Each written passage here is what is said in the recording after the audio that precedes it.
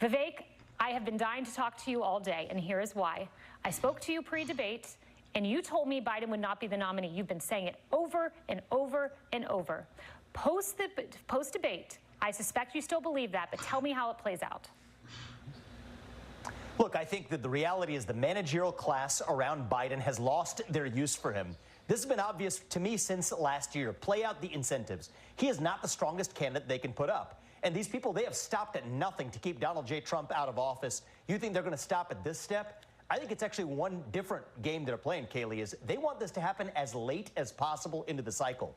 They want it to be in the honeymoon phase of a new candidate. Initially, you get that honeymoon phase before the scrutiny comes. If that swap out comes in August or even after August, they get to put up a candidate who will not yet have had the scrutiny, keep Republicans guessing. And that's, I think, the game that's actually going on here. And the reality is, I think there's only two viable choices, really, if you think about it.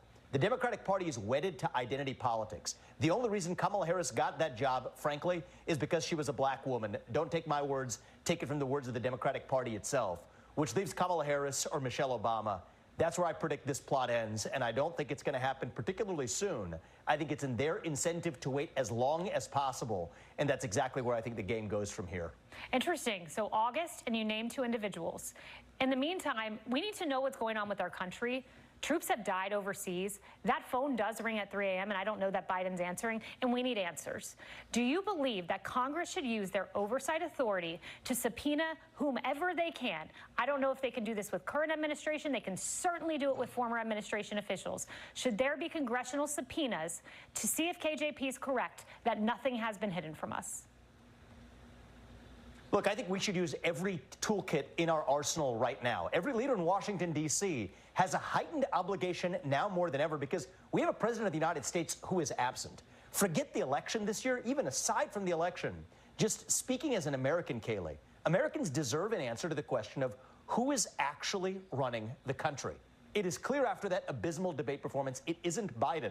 But that's a worrisome concern at a moment when we are facing some of the greatest risks we have faced in a generation right here in our own homeland.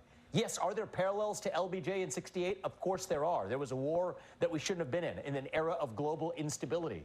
You see that, in some cases, in multiple times over, not only around the world, but in the risks we face right here at home. Now is not a moment for us to have a commander-in-chief whose seat is functionally vacant. And so should congressmen or anybody else in D.C. doing everything in their power to secure our country in this time of absence at the top? Absolutely is the answer. Well, we have some breaking new reporting coming up about who is running the country. They have a new White House aide. You will not believe who it is. Thank you very much, Vivek. Okay, Vivek has been right for a while, but I think his predictions are wrong. From what everyone is saying, Michelle Obama doesn't want the job. She doesn't want the scrutiny. They can't find a photo of her being pregnant with any of her children. I mean, there's a lot there. I mean, we won't go into the conspiracy stuff, but understand, this convention, if it's an open convention in August, it's going to be Kamala versus Hillary. I don't know about the rest of you, but I'm in this news business for just, 5 years, 6 years, working with What Finger News. From what I've seen, Hillary's cutthroat. She's not going to play.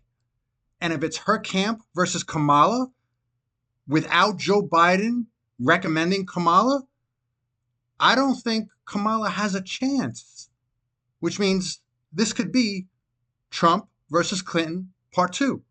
And that would be fireworks.